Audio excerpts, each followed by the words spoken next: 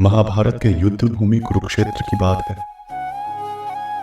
अर्जुन, जो पांडवों के सबसे महान योद्धा थे, युद्ध के पहले दिन अपने ही परिवार, गुरुओं और दोस्तों को युद्ध भूमि पर देखकर विचलित हो गए। उनके मन में अनेक सवाल उठने लगे। क्या यह युद्ध सही है? क्या यह धर्म है? अर्जुन ने अपने सारथी भगवान श्री कृष्ण से कहा, मधुसूदन, मैं इन सबको कैसे मार सकता हूं? मेरे अपने ही रिश्तेदार और गुरुजन सामने खड़े हैं। मेरा मन विचलित हो रहा है। श्री कृष्ण मुस्कुराए और अर्जुन को धैर्य और सहनशीलता का महत्व समझाया। उन्होंने कहा, हे पार्थ, यह समय धैर्य और सहनशीलता का है। आत्मा अजर अमर है। यह न तो जन्म लेती है और न ही मरती है। हमें अपने कर्मों को निष्काम भाव से करना चाहिए, फल की चिंता नहीं करनी चाहिए। श्री कृष्ण ने अर्जुन को बताया कि हर परिस्थिति में धैर्य रखना और सहनशीलता दिखाना ही सच्चे योद्धा की पहचान है। सुख दुख, हानि लाभ, जीत हार, इन सबको समान भाव से स्वीकार करना चाहिए। यह हमारे मन को स्थिर और शांत रखता है। श्री कृष्ण ने कहा, जो व्यक्ति अपने मन को वश में कर लेता है, वही सच्चे अर्थों में विजेता है। धैर्य और सहनशीलता से ही हम जीवन की कठिनाइयों का सामना कर सकते हैं और सही मार्ग पर चल सकते हैं। अर्जुन ने श्री कृष्ण की बातें सुनकर अपने मन को शांत किया और धैर्य और सहनशीलता के साथ अपने कर्तव्यों का पालन करने का संकल्प लिया। उन्होंने निश्चय किया कि वे अपने कर्म को पूरी निष्ठा और ईमानदारी से करेंगे, चाहे परिस्थिति कैसी भी हो। और इसी धैर्य और सहनशीलता के साथ अर्जुन ने महाभारत के युद्ध में अपने धर्म का पालन किया और इतिहास के पन्नों में अमर हो गए। कहानी की शुरुआत होती है एक छोटे से गांव से, जहां एक किसान रामनाथ अपने परिवार के साथ रहता था। रामनाथ एक मेहनती और ईमानदार व्यक्ति था, लेकिन उसके जीवन में एक बड़ी समस्या थी, मोह। वह अपने खेत, संपत्ति और यहाँ तक कि अपने परिवार के प्रति भी अत्यधिक आसक्त था। रामनाथ का एक बेटा था, अर्जुन। अर्जुन ने बचपन से ही भगवत गीता का अध्ययन किया था और उसे गीता के उपदेशों का गहरा ज्ञान था। एक दिन अर्जुन ने देखा कि उसके पिता रामनाथ अपने मोह के कारण बहुत चिंतित और तनावग्रस्त रहते हैं। उसने सोचा कि वह अपने पिता को भगवत गीता के उपदेशों के माध्यम से इस मोह से मुक्ति दिलाने की कोशिश करेगा। एक दिन अर्जुन ने अपने पिता से कहा, पिताजी, क्या आप मेरे साथ थोड़ी देर के लिए जंगल में चलेंगे?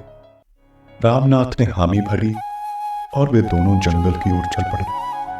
जंगल में पहुंचकर अर्जुन ने अपने पिता को एक विशाल वृक्ष के नीचे बैठाया और कहा, पिताजी, मैं आपको एक कहानी सुनाना चाहता हूं। रामनाथ ने उत्सुकता से कहा, बताओ बेटा।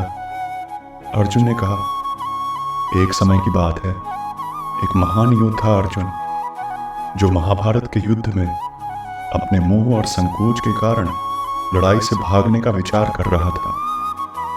तब भगवान श्री कृष्ण ने उसे भगवत गीता का उपदेश दिया और उसे मोह से मुक्ति पाने का मार्ग दिखाया। भगवान ने कहा, मोह से मुक्ति पाना ही सच्चा ज्ञान है। रामनाथ ने ध्यानपूर्वक सुना और अर्जुन ने आगे कहा, पिताजी, श्री कृष्ण ने अर्जुन को बताया कि मोह से मुक्ति पाकर ही हम सच्ची शांति और सुख प्राप्त कर सकते हैं। मोह हमारे जीवन में दुख और तनाव का कारण बनता है। रामनाथ ने गहरी सांस लेते हुए कहा, बेटा, लेकिन मोह से कैसे मुक्ति पाई जा सकती है? अर्जुन ने मुस्कुराते हुए कहा, पिताजी, सबसे पहले हमें यह समझना होगा कि सभी चीजें नश्वर हैं। खेत, संपत्ति, यहां तक कि हमारे अपने शरीर भी नश्वर है। हमें अपनी आत्मा की शाश्वतता को समझना होगा और यह जानना होगा कि सच्चा सुख आत्मा की शांति में है, न कि भौतिक वस्तुओं में। रामनाथ ने सोचते हुए कहा, तुम सही कह रहे हो बेटा, मैं अपने मोह के कारण बहुत तनाव में रहता हूं। अर्जुन ने कहा, पिताजी, भगवत गीता सिखाती है कि हमें अपने कर्तव्यों का पालन करना चाहिए, लेकिन उनके प्रति आसक्त नहीं होना चाहिए। कर्म करो, फल की चिंता मत करो, इससे हमें सच्ची शांति और संतोष की प्राप्ति होती है। रामनाथ ने गंभीरता से कहा, मैं समझ गया अर्जुन, मुझे अपने मोह से मुक्ति पाकर जीवन को सच्चे अर्थों में जीना होगा। अर्जुन ने प्रसन्न होकर कहा, पिताजी, यह सबसे बड़ी सीख है जो हम गीता से प्राप्त कर सकते हैं। मोह से मुक्ति पाकर ही हम सच्चे सुख और शांति को प्राप्त कर सकते हैं। इस कहानी से हमें यह समझ में आता है कि भगवत गीता के उपदेशों का पालन करके हम अपने जीवन में मोह से मुक्ति पा सकते हैं और सच्ची शांति और सुख को प्राप्त कर सकते हैं। एक समय की बात है, एक छोटे से गांव में एक युवक था जिसका नाम अर्जुन था। अर्जुन हमेशा जीवन और मृत्यु के रहस्यों को जानने की उत्सुकता रखता था। वह जानना चाहता था कि हम क्यों जन्म लेते हैं और क्यों मर जाते हैं। एक दिन वह अपने गांव के पुराने मंदिर में गया जहां एक ज्ञानी साधु रहते थे। अर्जुन ने अपने सवालों के साथ साधु का दरवाजा खटखटाया। साधु, आओ पुत्र, अंदर आओ। क्या बात है, तुम चिंतित लग रहे हो। अर्जुन, गुरुजी, मैं जीवन और मृत्यु के रहस्यों को समझना चाहता हूं। हम क्यों जन्म लेते हैं और क्यों मर जाते हैं? क्या आप मुझे इसका उत्तर दे सकते हैं?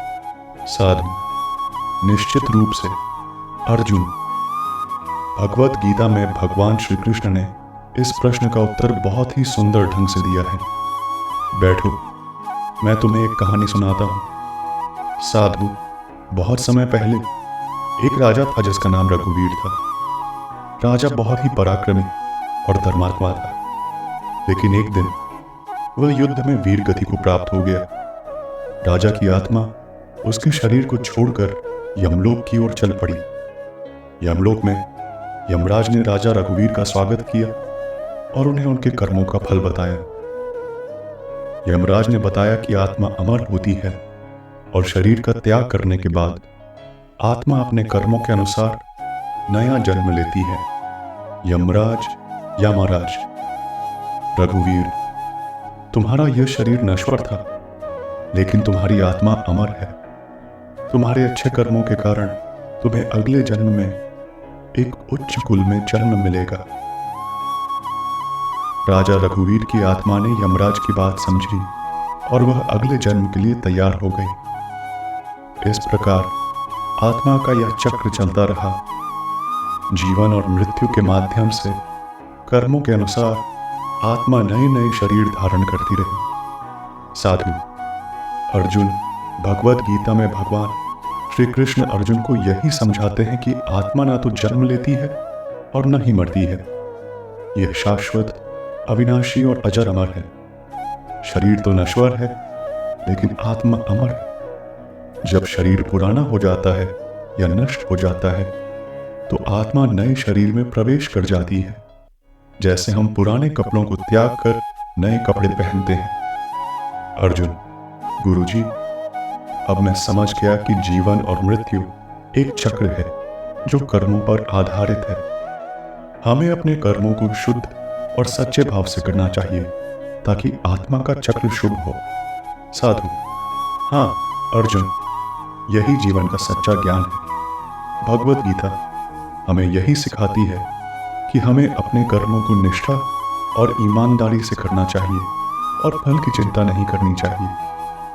जीवन और मृत्यु का यह चक्र अनंत है और आत्मा की यात्रा अनवरत चलती रहती है।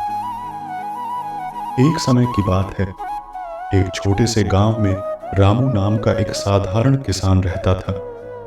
वह बहुत मेहनती और ईमानदार था, लेकिन उसके जीवन में हमेशा कोई न कोई समस्या बनी रहती थी। कभी फसल खराब हो जाती तो कभी पैसों की कमी हो जाती। रामू दिन रात मेहनत करता, लेकिन फिर भी उसे सुकून नहीं मिलता। एक दिन वह बहुत उदास होकर अपने खेत में बैठा था और भगवान से प्रार्थना कर रहा था, हे भगवान, मेरी इतनी मेहनत के बावजूद मुझे सफलता क्यों नहीं मिल रही है। तभी वहां से एक वृद्ध संत गुजर रहे थे। उन्होंने रामू की परेशानी देखी और उसके पास आकर बोले, वत्स, तुम्हारी मेहनत तो बहुत सराहनीय है, लेकिन क्या तुमने कभी परोपकार किया है? रामू ने सवालिया नजरों से संत की ओर देखा। संत ने मुस्कुराते हुए कहा, भगवत गीता में कहा गया है कि परोपकार ही सबसे बड़ा धर्म है। जब हम दूसरों की भलाई करते हैं तो भगवान खुद हमारी मदद करते हैं। रामू ने संत की बातों को गंभीरता से लिया और निश्चय किया कि वह अपने जीवन में परोपकार को स्थान देगा। उसने अपनी फसल का एक हिस्सा गांव के गरीबों और जरूरतमंदों में बांटना शुरू कर दिया। धीरे धीरे रामू को महसूस हुआ कि उसके जीवन में सकारात्मक परिवर्तन हो रहे हैं। उसकी फसल अच्छी होने लगी, आर्थिक स्थिति सुधरने लगी और सबसे बड़ी बात, उसे आत्मिक संतोष मिलने लगा। रामू ने समझा कि भगवत गीता की शिक्षा परोपकार के महत्व को स्पष्ट रूप से बताती है। जब हम निस्वार्थ भाव से दूसरों की मदद करते हैं तो भगवान हमारे जीवन में खुशियां और सफलता प्रदान करते हैं।